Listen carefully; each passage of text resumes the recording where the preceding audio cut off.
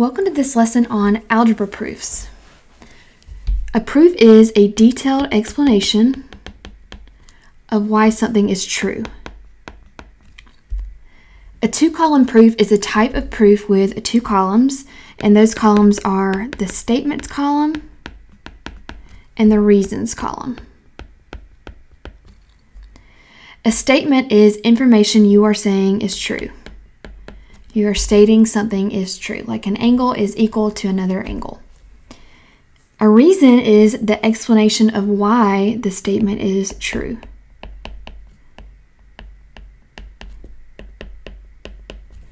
So a right angle is equal to another right angle because their measures are the same, they're both 90 degrees. In every proof, there's going to be some information that is given to you, and this is information you know to be true. And then in every proof, you're going to be told what to prove. So the information that you are trying to prove is true. All right, so let's look at an example below.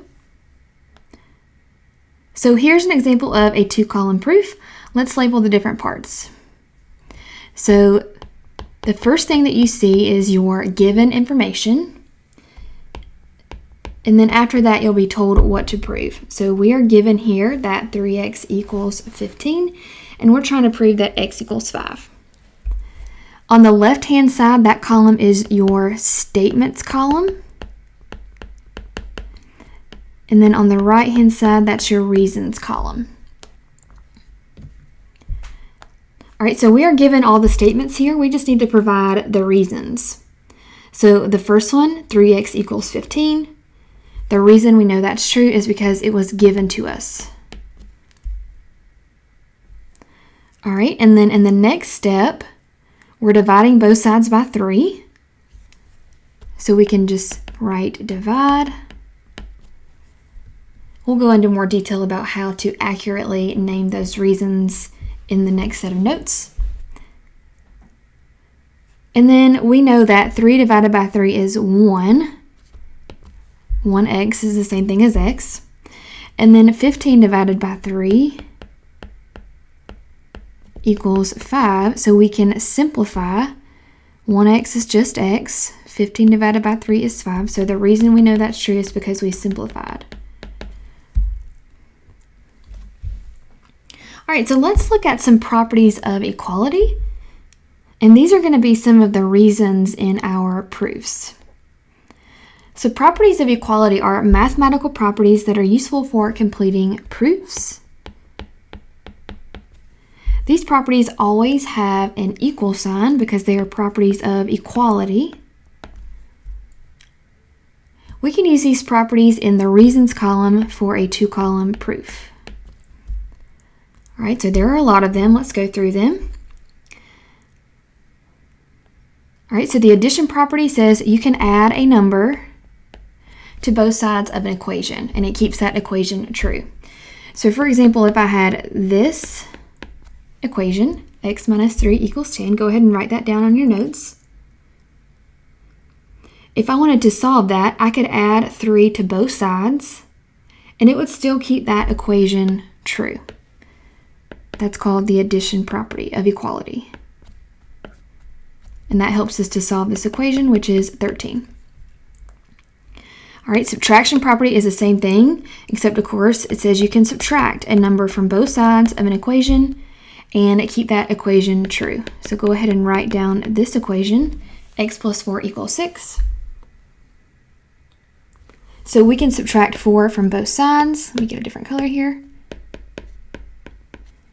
And still keep that equation true. That's the subtraction property of equality. Because 4 minus 4, that's 0, so we don't need to bring that down. 6 minus 4 is 2. All right, multiplication property. You probably already know it's going to go in that blank. You can multiply both sides of an equation by the same number and still keep that equation true. So if I have x divided by 2 equals 5, if I want to solve for x, I can multiply both sides by 2. So then I have 2x over 2 equals 10. And we know that 2 divided by 2 is 1x, or just x. So x equals 10. All right, and then division property, you can divide both sides by the same number and still keep that equation true. So if I have the equation 3x equals 12, I can divide both sides by 3. 3 divided by 3 is 1, or 1x, and we can just write that as x. 12 divided by 3 is 4. All right, next, the distributive property. That says you can distribute a number within parentheses. And make a little note, you're going to be multiplying that number that you distribute.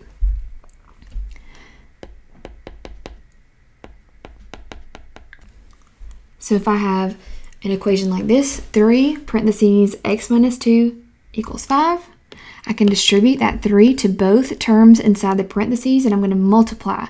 So 3 times x is 3x. 3 times negative 2 is negative 6 equals 5. And then we can solve from there. All right, the reflexive property says a number or variable equals itself. So 10 equals 10, or you could say a equals a. Reflexive property is used in a lot of geometry proofs. So you may not see it a ton in algebra, but you will use reflexive property a lot when you get to geometry. All right, symmetric property, if a equals b, then b equals a. So in other words, if x equals 3, that's the same thing as writing if 3 equals x. You can write them in reverse order and it still means the same thing. All right, the next property is the transitive property, and that says if a equals b and b equals c, then a equals c. So an example of that, let's say x plus y equals r, and r is equal to s plus t, then I can conclude that x plus y is equal to s plus t. So transitive property can be a little confusing. All transitive property says is if one expression equals something, this is my something, and another expression equals that same something, I'm just breaking it down here, then we can say the two expressions are equal to each other. So x plus y equals r, s plus t also equals r, so I can say these expressions are equal to each other. And then the substitution property is actually a special type of transitive property, and that says if a equals b, then I can replace or substitute a with b. So for example, let's say a plus 6 equals c, and I know that a equals b, then I can replace that a with a b and rewrite the same equation. So I just replaced this a with b because a and b are equal. I can just substitute one for the other. So substitution is when you are just replacing one term, and then transitive usually deals with expressions, so more than one term. Okay, so let's actually put these into proof examples. All right, so we are given 4x plus 3 equals 15, and we want to prove x equals 3. So we have our statements column and our reasons column. So we are given 4x plus 3 equals 15, and given is going to be the first reason in every proof. Sometimes you'll be given more than one thing, but you'll definitely always be given at least one piece of information, so the first reason is always given. All right, next, 4x plus 3 minus 3 equals 15 minus 3, so it looks like we have subtracted 3 from both sides. And the reason we can do that is because of the subtraction property of equality, which we just took notes on. That just says you can subtract the same number or the same term from both sides and still have an equal equation. All right, next we have 4x equals 12. So what I have done from this step to this step is I have simplified. I simplified this 3 minus 3, that's 0, that's why we didn't bring it down. And then I simplified this 15 minus 3, which is 12. So we're just going to write we simplified. All right, next we divided both sides by 4, so that is the division property of equality. And I'm going to abbreviate property. And then again, we simplified to get our final answer. 4 divided by 4 is 1, so 1x or just x, and then 12 divided by 4 is 3. All right, let's try another one. So the next one, x divided by 3 minus 7 equals 2. And we want to prove that the answer is x equals 27. So we were given the first equation. In statement number 2, we are adding 7 to both sides, right here and right here. So that would be the addition property of equality.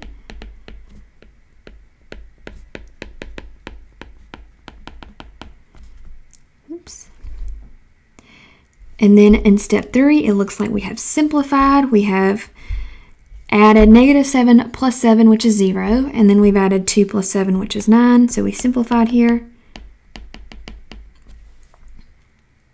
And then in step 4, we multiplied by 3 on both sides. And we can do that because of the multiplication property of equality. That just says you can multiply both sides of an equation by the same number or term and still keep that equation equal and true. And then lastly, we have simplified to get our final answer. All right, next one. So we are given the equation 3 parentheses x minus 5 equals 12. And then we have distributed that 3 inside the parentheses. We've multiplied 3 times x to give us 3x, and 3 times negative 5 to give us negative 15. That is the distributive property of equality.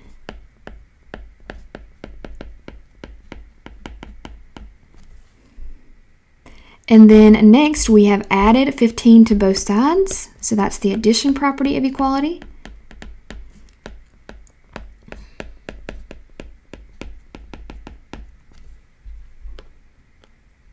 Then we simplified.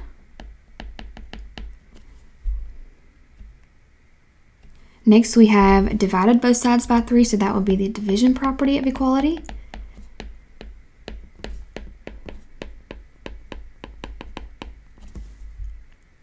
And then we simplified. 3 divided by 3 is 1. 27 divided by 3 is 9. So simplify.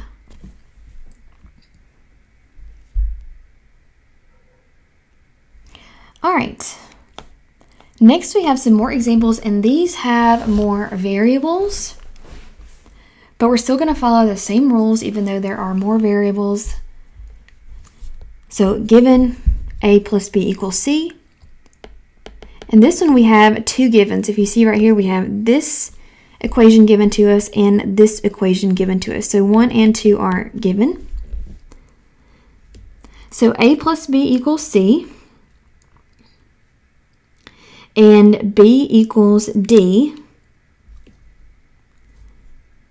So a plus d equals c. So what we have done is we have taken this expression here, and because we know this is true, b equals d, I have substituted out b with a d. Because they're equal, I can do that.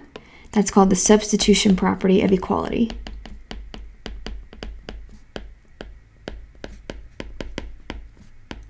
So substitution and transitive are usually the hardest ones to spot. So just be aware of that. And number 4, I have subtracted d from both sides, so subtraction property.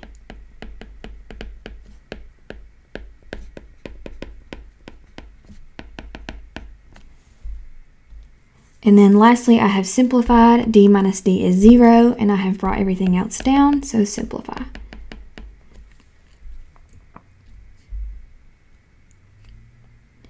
All right, go ahead and pause the video now and try 5 and 6 by yourself. And then when we come back, we will go over the answers.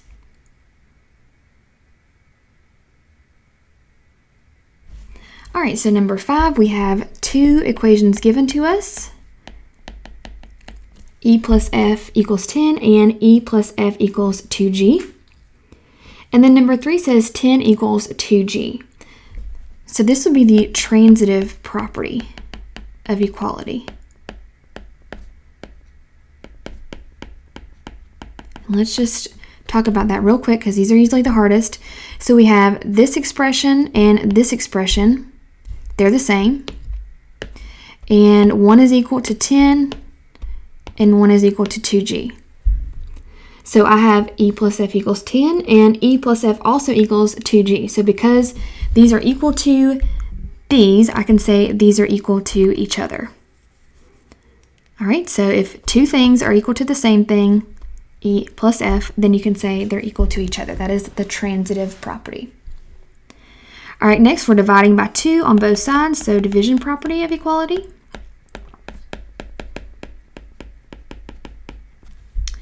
Then I simplified.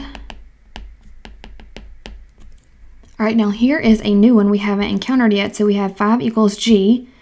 But if you see up here, we want to prove that G equals 5. So I just need to rewrite that as G equals 5, and of course we know that means the same thing. The reason though is the symmetric property.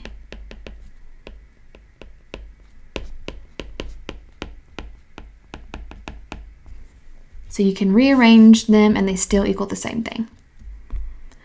All right, and then the last one, we have 2 pieces of information given. So A equals X plus H and X equals H, or sorry, A equals X plus 3 and X equals H, so A equals H plus 3. So I have just taken this and I've substituted that X for an H because I know they're equal. I can do that. That's the substitution property.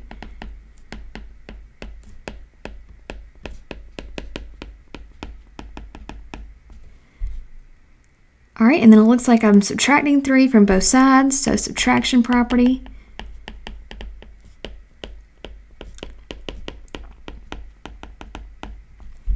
And then I simplified. 3 minus 3 is 0, so I didn't need to bring that down, but I brought everything else down. So that's simplify. All right, you can go ahead and stop the video now and complete your practice.